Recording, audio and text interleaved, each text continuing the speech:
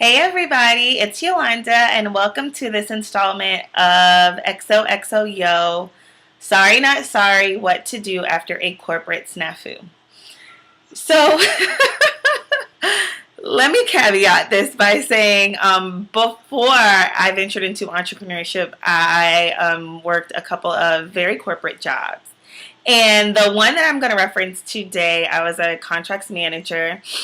This was several years ago when I was pregnant with my first child. And I was, six figures, managing two to three people, and working in the DC area. And so I'm semi embarrassed, but semi like still not sorry about it. And I wanted to do this vlog because I know that we have several babes that work corporate jobs. And there are so many different written and unwritten rules to corporate culture, and it really depends on the type of organization that you work for. And so at the time, I was late 20s.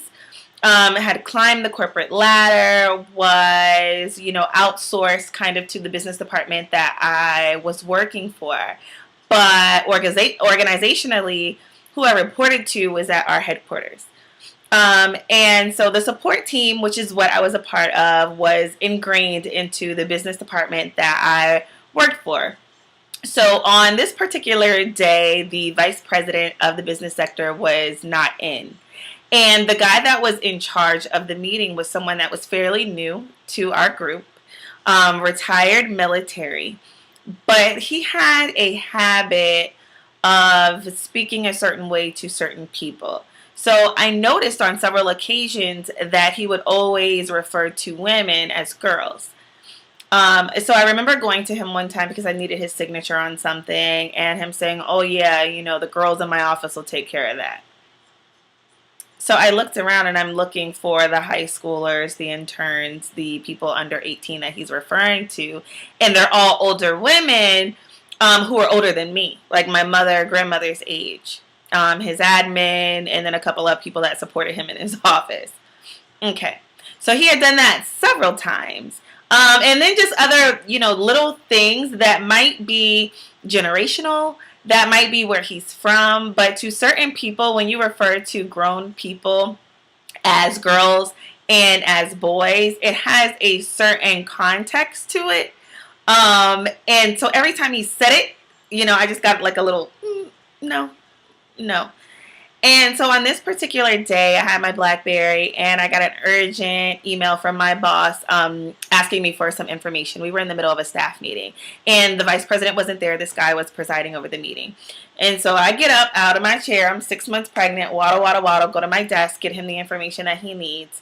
5 minutes, go to the restroom, come back and sit down, right? So someone else had left before me. No comments were made.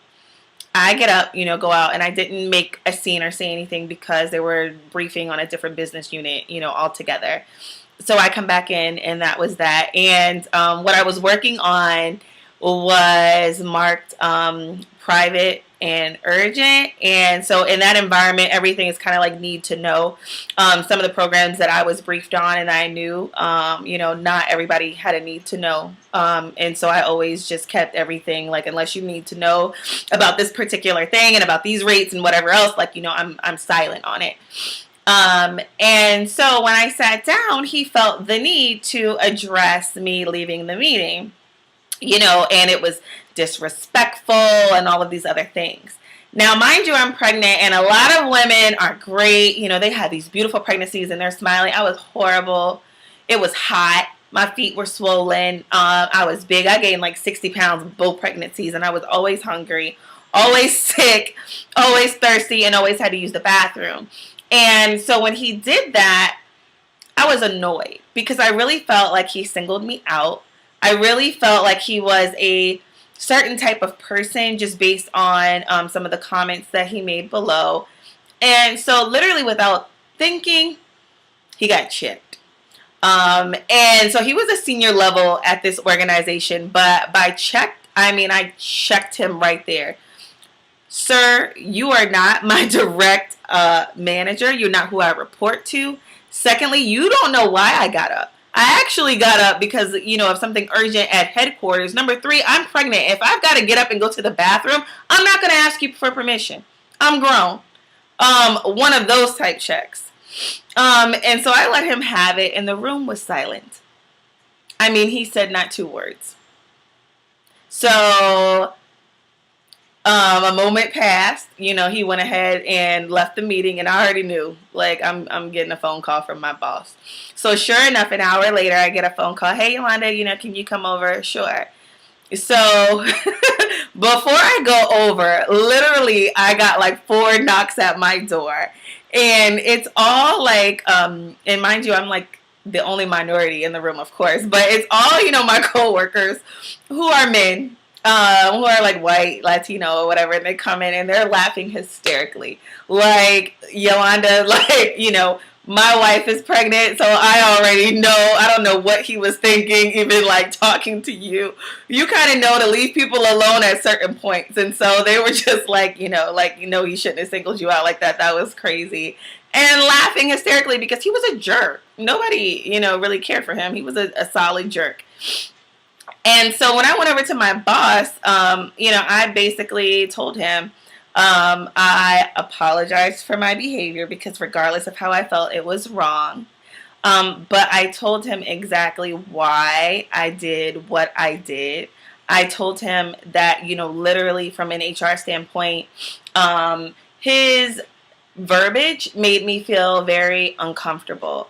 And so there's a certain way that you address people of a certain age. There's a certain people that you address people at work.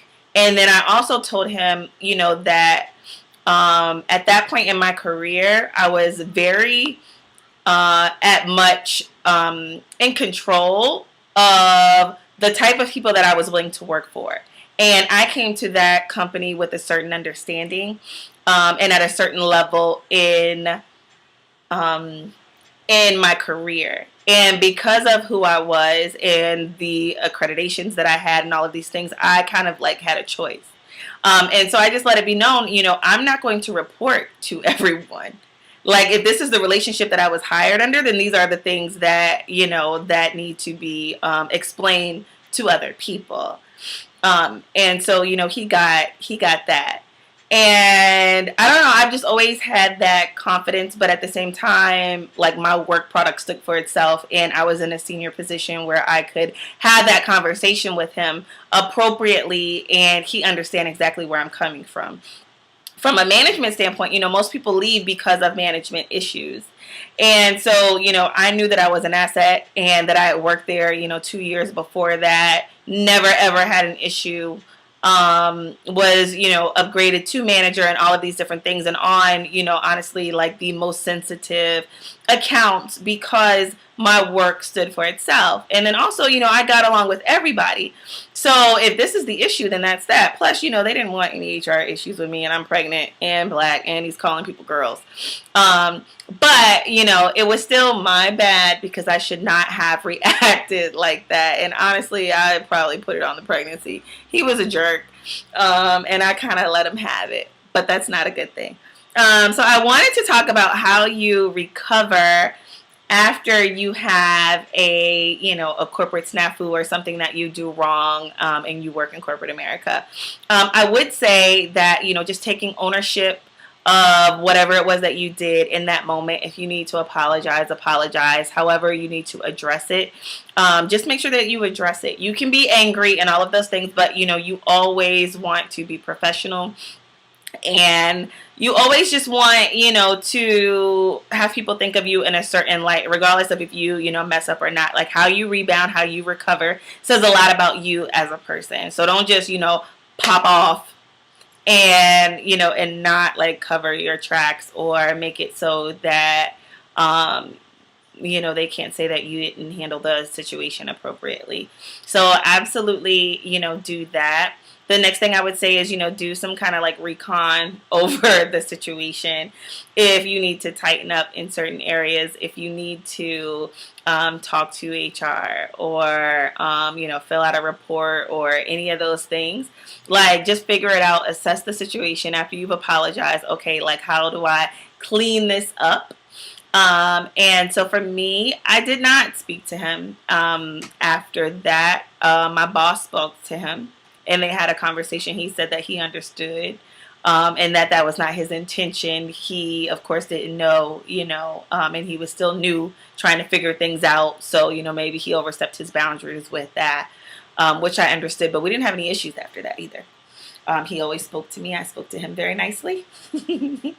and that was kind of that. But I would say, be the model citizen. If you did all great work before then, do all great work afterwards. Don't make it awkward where like you see them and you don't say anything. Speak. Hey Bill, how are you? Good morning. Awesome. Keep it moving, keep it moving. Just make sure that you are like acing it. Work twice as hard. And just make sure, that you are on. Don't give people an excuse to treat you less than. Oh, see, there go another reason. And she's late this morning. How you going to curse somebody out and be late? Mind you, I didn't curse him out. It was respectful, but I still said what I had to say. And I shouldn't have. But I wasn't sorry. Sorry, not sorry. But yeah, just be the model citizen and, just work harder. That's it. Apologize, figure out what you need to do to fix the situation and be the model citizen at work.